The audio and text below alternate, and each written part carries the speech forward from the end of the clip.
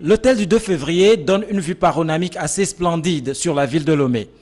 Le Premier ministre a pu s'en rendre compte lors de cette énième visite sur le chantier de cet établissement emblématique de la capitale togolaise.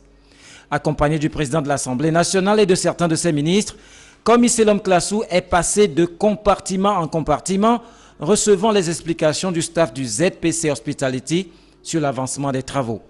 L'État a nationalisé cet hôtel en 2014 et sa restauration est plus que stratégique. Elle permettra au Togo de redevenir la capitale des grands sommets.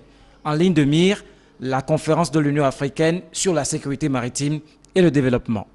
Nous sommes venus voir l'état d'avancement des travaux.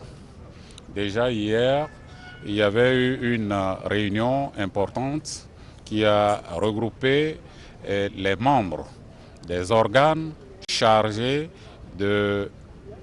d'organiser, si vous voulez, le sommet de l'UA sur la sécurité, la sûreté maritime et le développement en Afrique. Donc aujourd'hui, nous sommes venus voir l'état d'avancement, discuter avec les différents responsables qui sont en charge des travaux, de nous dire les délais d'exécution et quand est-ce qu'ils peuvent terminer les travaux. Je dois vous dire que nous repartons très satisfaits de ce que nous avons vu depuis notre dernier passage ici, c'était au mois de septembre. Et ce que nous avons vu cet après-midi est édifiant. Sous peu, très peu, l'hôtel sera opérationnel.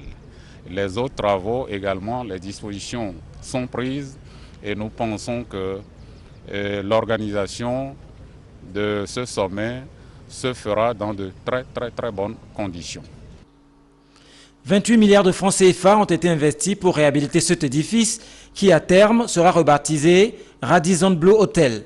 Des centaines d'ouvriers togolais y travaillent. Le Premier ministre les a félicités et encouragés à poursuivre sans relâche leurs efforts pour inscrire leur nom dans le livre d'or des artisans qui auront permis à cet hôtel de s'illustrer à nouveau comme un géant dans le ciel de Lomé et une référence dans la sous-région ouest africaine.